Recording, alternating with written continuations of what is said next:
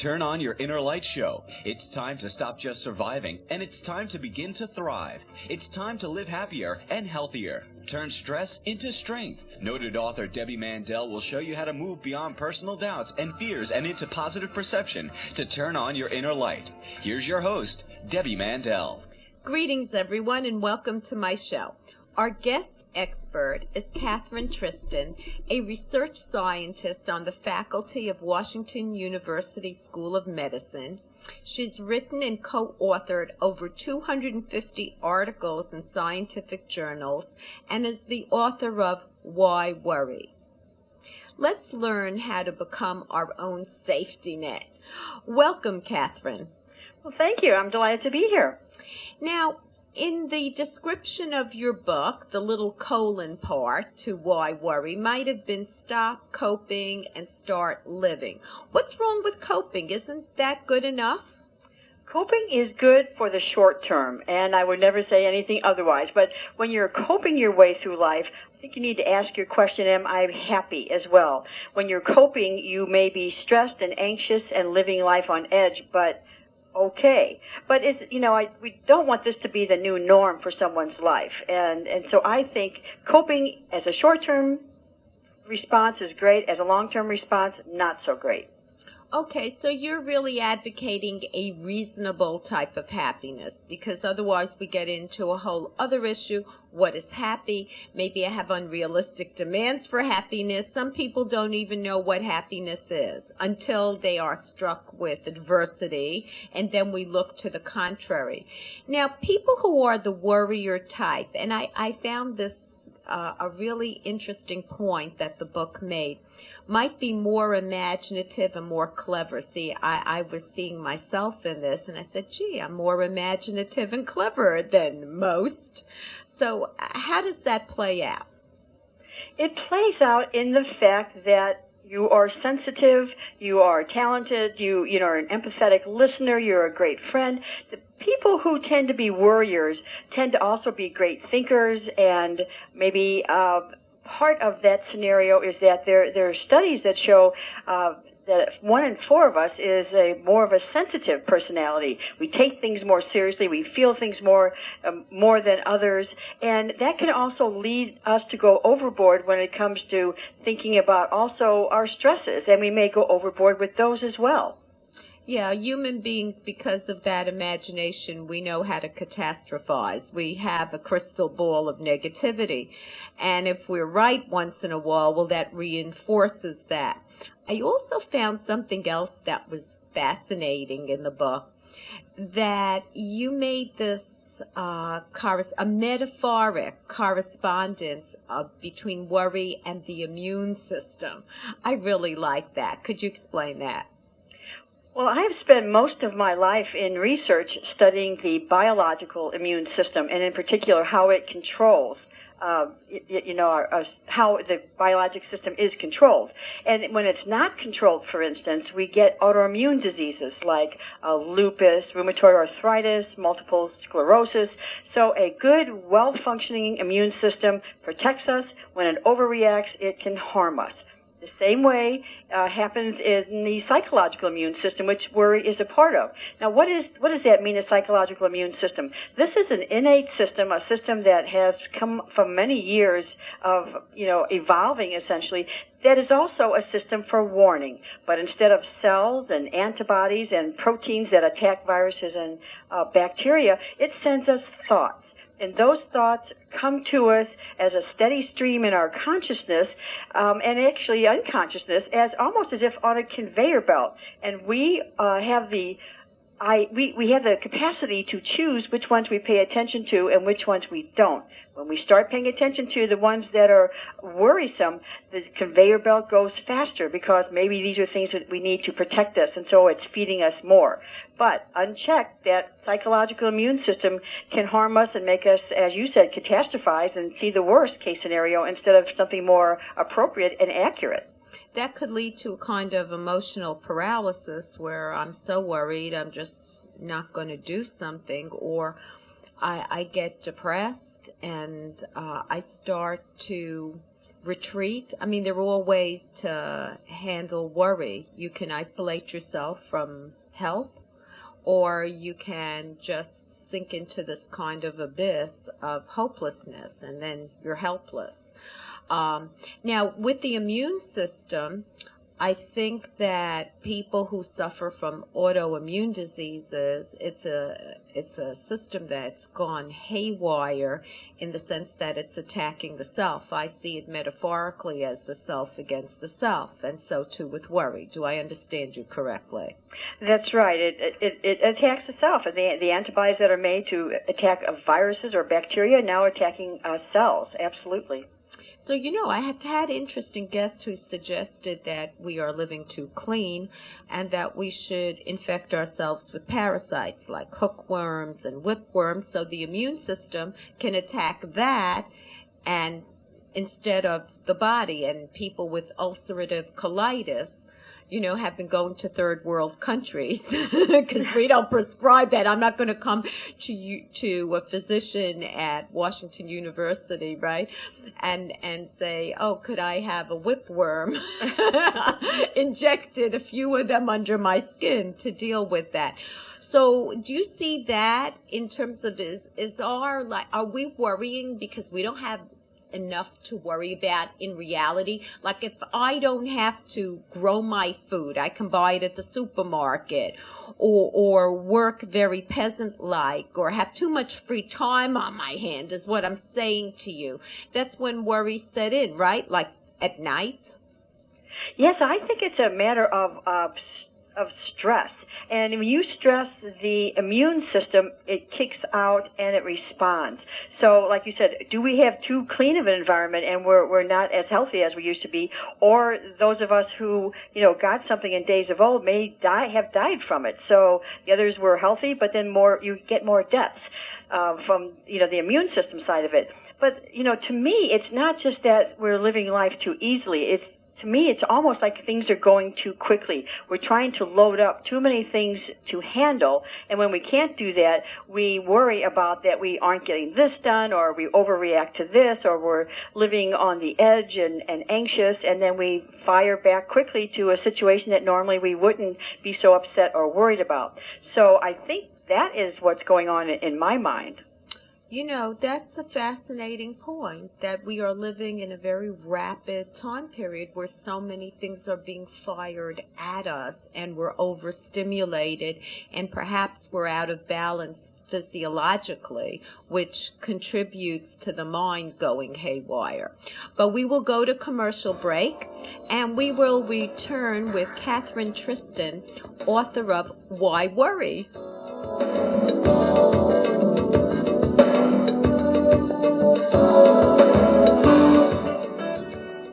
Now you can take Debbie Mandel home with you. Her book, Turn On Your Inner Light, Fitness for Body, Mind, and Soul, will help you decompress with healthy, positive, concrete solutions. Common life challenges are presented so that you can quickly find the help you need. Emotional tips, original meditations, and a fun and easy-to-follow fitness workout for each mindset. This revolutionary new method will help you rewire mind and body to take back your power. Get it on Amazon. Are you overwhelmed with the burden of taking care of children, parents, or both? Are you taking care of everyone else except yourself? It's time to change your habits and re-energize. Debbie Mandel gives you an innovative and easy-to-follow program for good health and happiness. In her magical new book, Changing Habits, The Caregiver's Total Workout, Debbie Mandel shows you step-by-step how to find the optimal balance between giving and receiving and guides you to exercise and eat right to take care of yourself. What are you waiting for? Read Changing Habits and start training for your life. Life does not need to be a burden. Get Changing Habits, The Caregiver's Total Workout on Amazon.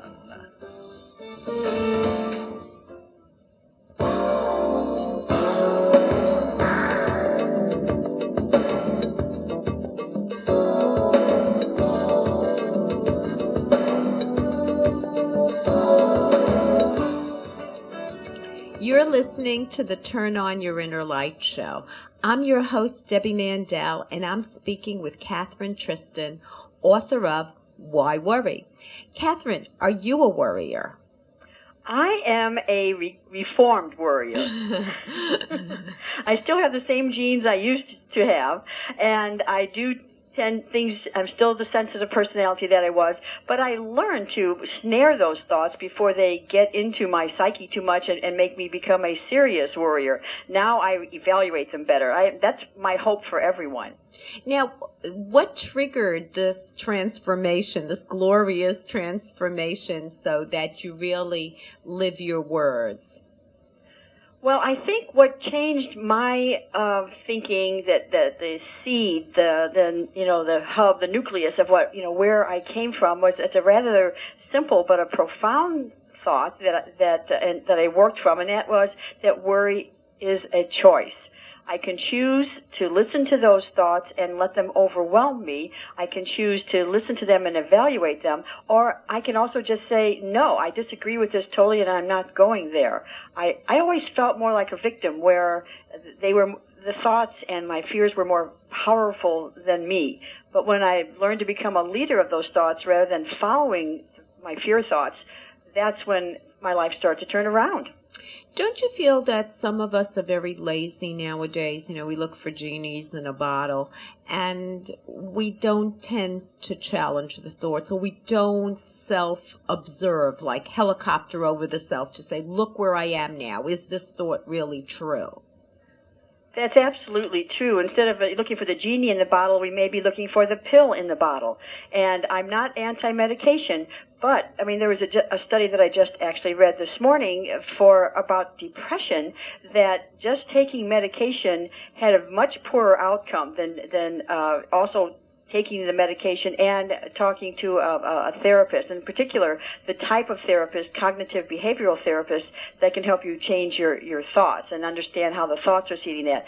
So if you go to your primary care physician and you get a medication, antidepressant, it may or may not work, and it may cause some of the same things you were trying to avoid, like panic.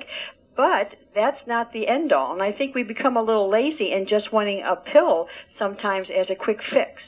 Yes, many people don't want to do their homework. Going to a cognitive behavioral therapist means you have to show up, you have to work at it, to change. Look, it's like training your brain in the same way you would train your muscles. And many of us don't want to do that, hence an obesity epidemic. Also, many people will prefer not to exercise, but to just eat fewer calories. We are a little bit lazy, so that's a choice. And again, the book, gives us lots of tools and strategies to do that. Now, one thing I found very fascinating was the color spectrum of worry. Could you talk about, I said, wow, this woman's creative. Well, there you go. That's that worry personality coming right out. But yes, when I tried to think about worry and tried to also equate sometimes where we place it in our body, that I came up with the idea of coordinating it with where we get stalled, and I called it blue worry, for instance. Some of these relate to the colors of the chakra system and of a course of the rainbow, which tells us that we're mind, body, and spirit. But those colors would be like the throat chakra, for instance, depending on what you believe, but in terms of energies around the throat is typically colored as blue color. Well, I decided that sometimes we worry and we don't speak up, or we don't defend ourselves, or we go the opposite route and we become very angry and fire off the broomstick, essentially. And so I liked the idea of trying to equate parts of our body where we maybe hold the stress, maybe that cause the stress, with those type of colors, like red, where it's the basic color. It's the one where you're really upset and you don't feel grounded. So I think it's a helpful way to think about worry. So in other words, you would ask each one of us, when we're worried, maybe to give it a color. When we read the book and get acquainted with what the colors represent, so it's like giving it on a scale of 1 to 10. How worried am I? It starts the road to introspection. Is that what you're intending? Yes, and also sometimes even in your body, if you're upset about something, what feels upset? Do I feel it in my chest? Do I feel it in my stomach, in the middle of, my gut, or is it a headache?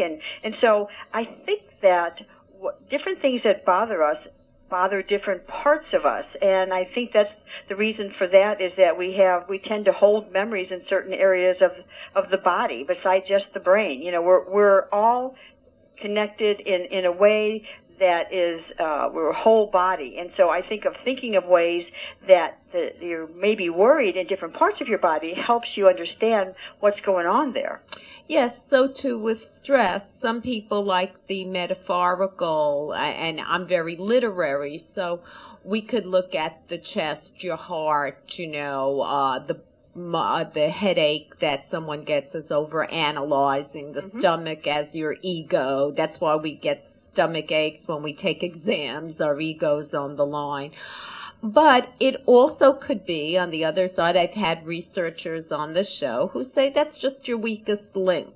We all have a part of the body that maybe doesn't function to peak performance. So we tend to feel stress, not necessarily metaphorically, but where we have a weakness, like an extra lumbar vertebrae. And you are a scientist, so I find it interesting that you're incorporating all these metaphoric traditions. Well, it's the best way that I think that helps us, in a way that certainly helped me, was to think of myself holistically. I'm not just a brain. I'm not just a body who's nervous. I am a whole human being, and I have a connection to things that I don't understand. Well, let's hold that thought. Let's hold that thought. It's a fine thought. We're going to commercial break, and we will return with the whole Kathryn Tristan, author of Why Worry?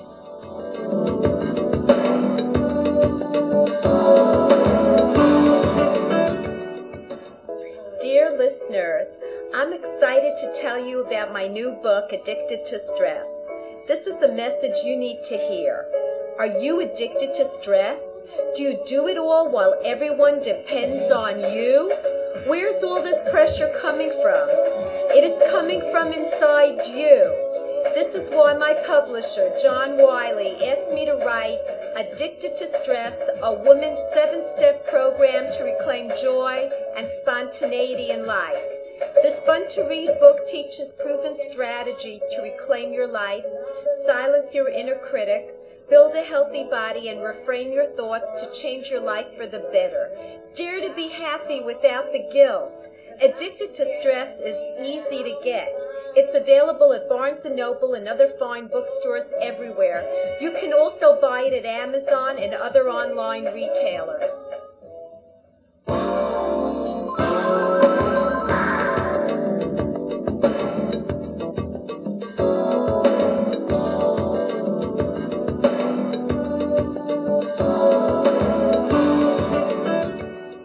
We're back with Kathryn Tristan, author of Why Worry? Now, it's so refreshing, Kathryn, to hear from a scientific researcher from the Washington University School of Medicine tell us that a person or a patient is a whole entity, mind, body, spirit. I interviewed a back surgeon who said how many back surgeons interview their patients and ask them, what's going on in your life? We're in a rush to fix things with surgery that might have an emotional, spiritual component. So I can really applaud this maybe change in the temperament of physicians during our time, a few leaders. Now, you wrote about the role of coincidence. How does that play with worry? I wrote about that because, as I said, if we're considering us as mind, body, and spirit, that I found that when I could look at my problem from a spiritual side, from a higher perspective, or engage my intuition, that I tended to feel more empowered, and I was more empowered. But the coincidences started happening to me once I started getting my life back in order, where I learned I could choose, I learned I could change my outlook, I learned it would be okay to take a risk, which I tried not to do. When I started doing that, I found things happening to me that I would envision, for instance, where I wanted to go and what I wanted to do. And so things would happen where, for instance, I visioned a certain scene for a number of times when I tried to meditate. And one day, a couple of years later, when I was coming downstairs from in Hilton Head Island, I happened to see the scene that I had concocted in my mind was identical, exactly what I had placed, the chairs and the window and the ocean. And so that was one coincidence. But I also started seeing one time, for about a year's period, the license plates that had the word ask on them, ASK, and then some number. I would see them a couple of times going in and out to and from home, going to the university, and I just thought, what does that mean, and how is that even possible? But then when I started to think about, what it meant to me, and then look at my intuition, it meant that I could ask for things that I wanted, that I could seek things and get them. And so to me it was ask more of life than what you're asking for now. And so little things start showing up in my life that helped me along and that were instructive. It also gives me a clue to knowing you better, because human beings tell stories. We're good. That's what we do. So in worry, we go the negative route. And when we're more positive, we have optimistic, resilient stories. So when you're noticing these things, you have become obviously more positive in your storytelling. So I don't know if there were really coincidences, but these are the facts. And by what we notice, that gives us a clue to what we are inside, mind, body, spirit. What do you think of that, Miss Kathryn? Well, I'm going to engage Mr. Albert Einstein, who said there are, two ways to think about life, as though nothing is a miracle or that everything is a miracle.